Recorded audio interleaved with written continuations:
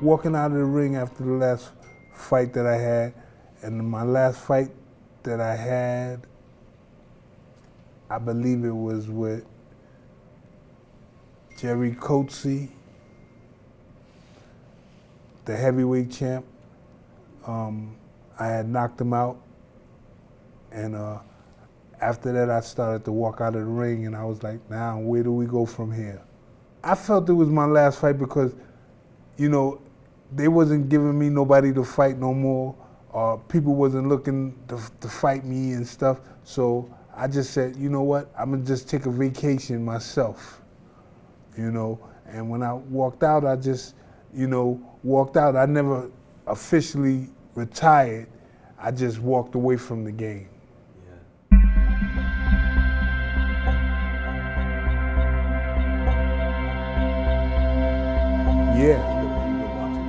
Yeah, I would have, you know, I would have did a lot of things differently.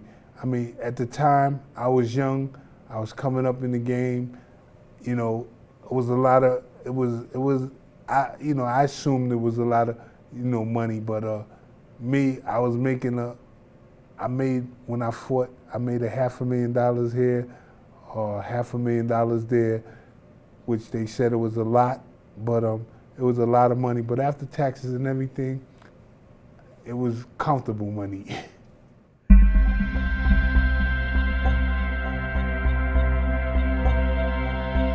I felt that stopped at the right time. For me, I think that's what God did for me. He just let me stop and relax and rest and just look at the game from outside of the ring, you know what I'm saying? And see what was going on and stuff like that. And that's why I felt, you know, comfortable. But I missed it because I didn't really officially retire. You know what I'm saying? They just forced me out of the game. Yeah, I got that feeling now. You know what I'm saying? I got that feeling now because it's like all that I can make up now for like past mistakes that I've done in the past. So I'm much older now and much wiser and smarter.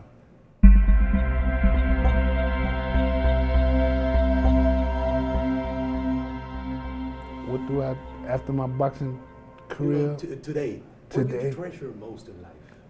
I treasure me and the fans and the people I have met in this game and the things I have done in the game, and you know, that's what I walk away with.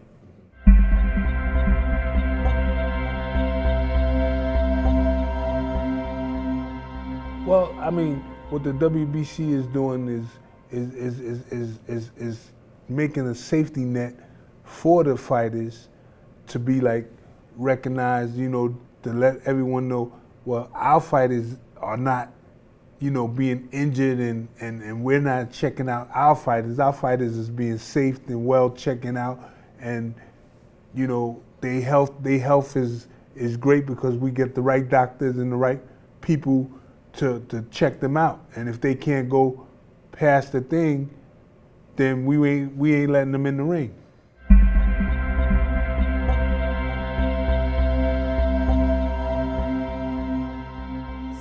Well, you know something? If you gotta cheat and put that stuff in your body, you don't deserve to be in the game. You know what I'm saying?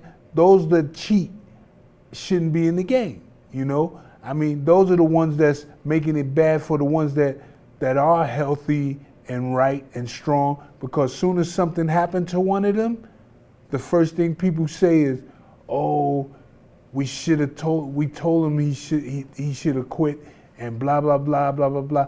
It's not for you to say, oh, we told him he should have quit. You love him when you making money off his back and everything. He's the one that got to decide to when to walk away. It's up to him and God. And your trainers and them might care about you, yeah. Everybody cares about you. That's good, I'm glad. But if you're allowed to speak well and talk well, and you got a neurology test and everything is well in your mind and your body, and the doctors pass you, that man should be allowed to fight, because that's what it is. I mean, this is the fight game. This is the way he made his living.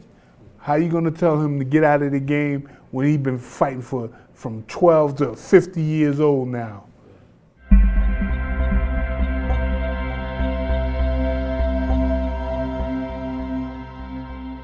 Let me tell you, all these punches hurt. When you fighting in the ring, you're gonna get hurt. You're gonna come out of there with bruises and scars and the pain inside of your body that people don't know that you're doing. Is for doctors to tell you. You go to the doctor if you might have a broken rib, you might have a bruised body, a bruised bone, but you should be able to heal and feel good about yourself. And if you're speaking well and you're talking well and your brain is right and you got a neurology test and everything and the brain is right and everything, yeah, you should be allowed to fight.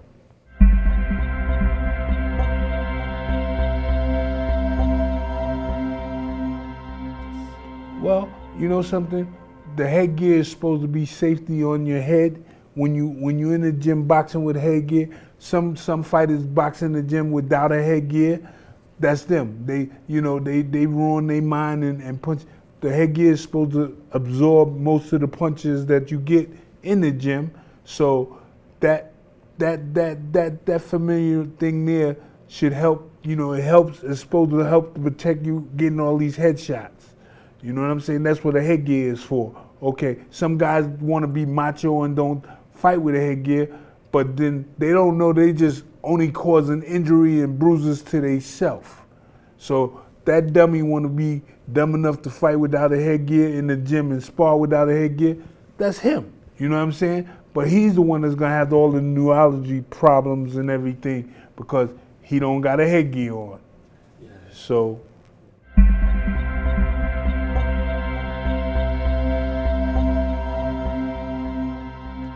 I feel honored to be here, and I can't wait to be honored to be inducted in the Boxing Hall of Fame out here in Nevada. I've been inducted into the New York Boxing Hall of Fame.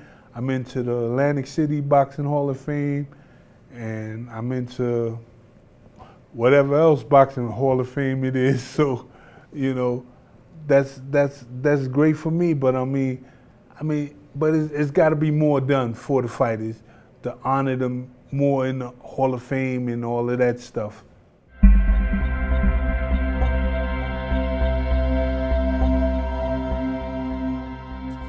I think the WBC is doing a fine job with everything. I mean, I remember when Jose Sulaiman Sr. was alive and he was starting off giving his son, you know, Jose Sulaiman Jr., and I didn't know them, but when I came along and I was fighting in the WBC, you know, I told Jose Sulaiman Jr., I said, hey, how about making a pension for fighters, you know what I'm saying? He took an idea and he run with it, he do it, and he's doing it, you know what I'm saying? He helps fighters, he look out for fighters, he stands by the fighters, you know what I'm saying? And, you know, he tries to create new ideas and listen. He listened to me and things is going well. He makes sure that the fighters try not to get injured and stuff. So, I mean, I gave him an idea, he ran with it. I gave him this idea 10 years ago and he stuck to it. And, you know, he got a couple of people on the pension rate now, and it's a good thing. You know, I mean, for some fighters, it should be well, you know what I'm saying? Because, I mean, as well as me, myself, I appreciate the deal that he does for me because I gave the idea, he followed through. You know, they don't give you the money, but they pay all your bills and pay your expenses and this stuff, which is a great thing. For me it is, you know what I'm saying? I mean, it's harder for me now than when it was I was fighting.